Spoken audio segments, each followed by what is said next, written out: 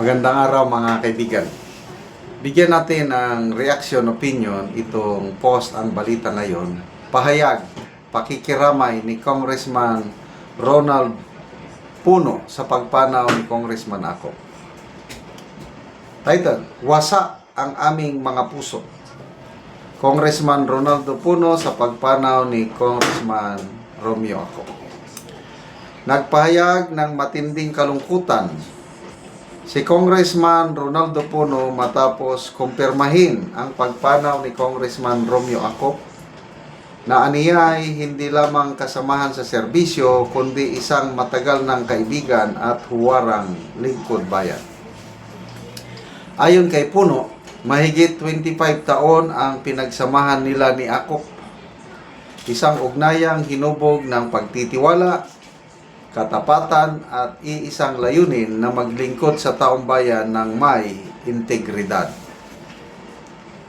So ito ang pahayag ni Puno. Wasak ang aming puso. Siya ay naging kaibigan ko sa loob ng mahigit 25 taon at isang tapat, matapang at tahasang tumatalima sa katapatan ng lingkod bayan. Yan. So, I think iisang partido lang sila, National Unity Party, na kung saan ang chairman itong si Congressman Ronald Puno. So kasama niya talaga si Congressman Ako. So ito, isa-isa ang mga kongresista na nagpapahayag ng pakikiramay sa pagpanaw ni Congressman Ako. Kailangan nakakalungkot dito sa mga reaksyon ng netizens. Instead na makiramay din ang netizens, nakakalungkot. Bakit? Kasi ang reaksyon ng netizens, hindi yung nalungkot, kundi parang nag-celebrate pa. Tingnan natin dito people who reacted. 12,000 people ang nag-react.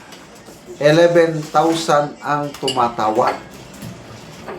489 ang nag-like. 114 ang umiiyak. 73 ang galit. So, anong ibig sabihin nito? Halos 90%. More than 90% ang bakit sila tumatawa? Anong ibig sabihin nun?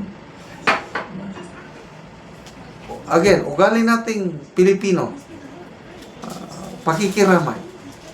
Bakit ang majority sa mga netizens taong bayan ayaw makiramay sa pagpanaw ng isang kongresista? Okay?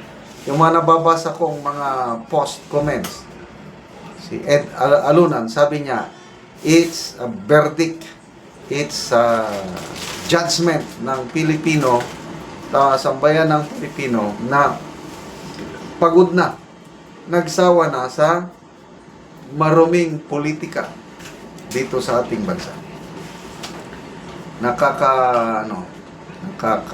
Sana lesson learned sa atin ito, no? Dahil lahat tayo papanaw sa mundong ito.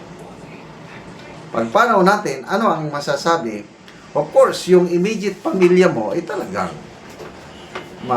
malulungkot. We'll say many good things about you. How about yung outer influence? Anong masasabi nila? Parang may nabasa akong, saan ko nabasa itong article? Parang sa Daily Bread.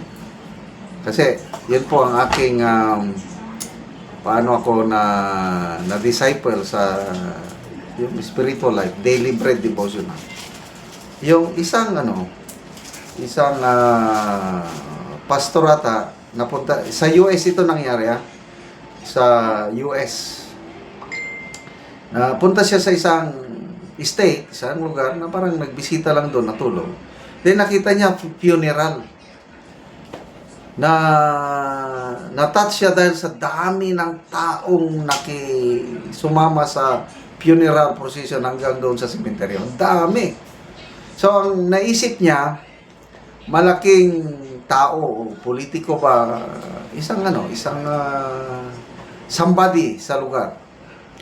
So, nagtanong siya, sino ba itong namatay na politiko, basta, o negosyante o ano, na pinakitaan ng taong bayan sa lugar na yon ng grabing outpouring of sympathy, pakikiramay.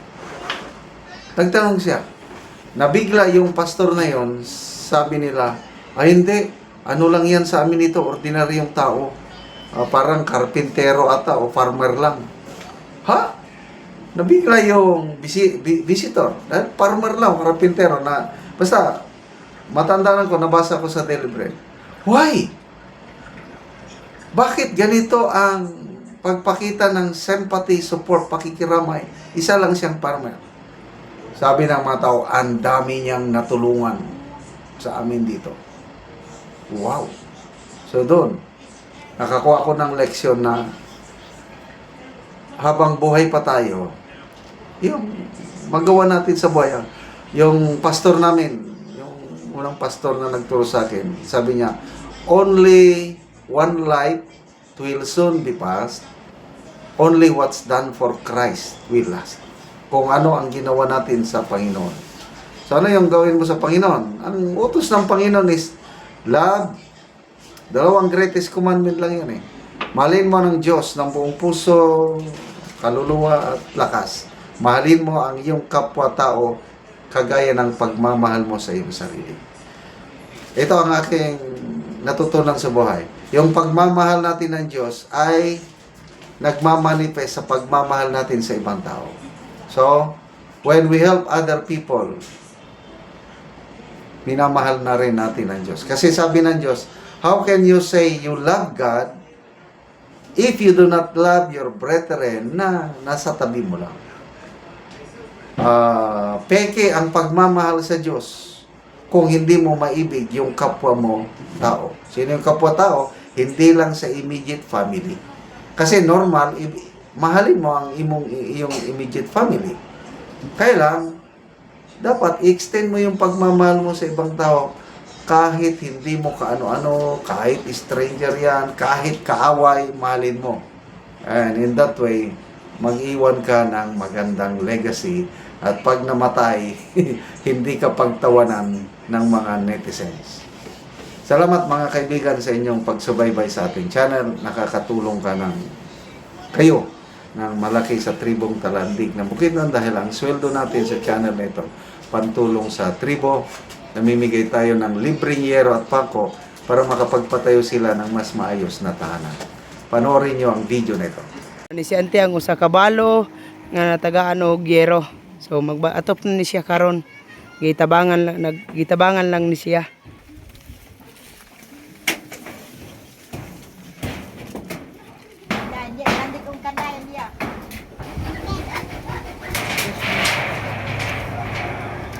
Ilang kay dak kay kusog.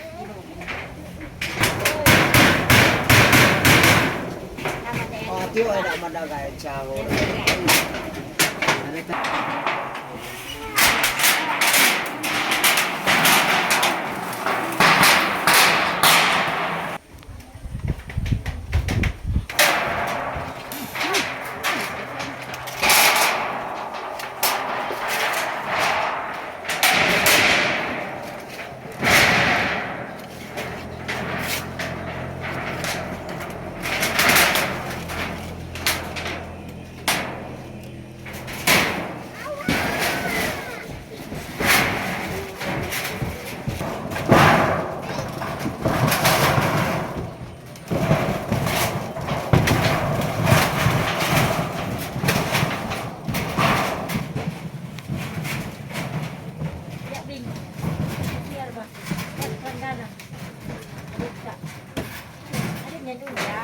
Og karon numanagyod ang balay ni ante nga usa ka balo so gitabangan lang siya sa asawa sa iyang igsuon tungod kay balo naman gud siya.